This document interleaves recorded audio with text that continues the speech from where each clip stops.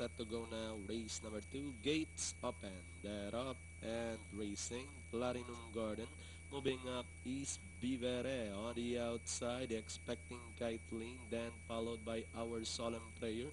Next in line is Street Song, and Caloocan's Pride is running at the tail of the field, about to pass the last 900. Platinum Garden in command, moving up on the outside, is expecting Kaitlin. Vivere running by the rail, third and on the outside, moving up is Our Solemn Prayer, is Street Song, and trailing the group Caloocan's Pride.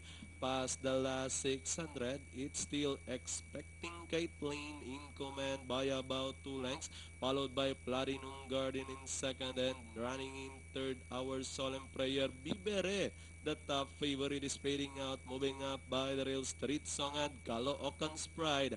Inside the last 200, we have expecting Kaitlin. A long shot is still setting the pace, maintaining a 2 lengths lead. Our Solemn Prayers on the outside to take second, and Street Song with the last 75 meters more to run. Expecting Kaitlin, a long shot, winning race number 2 over Our Solemn Prayers, Street Song, Caloocan's Pride, Platinum Garden, and Vivere comes in last.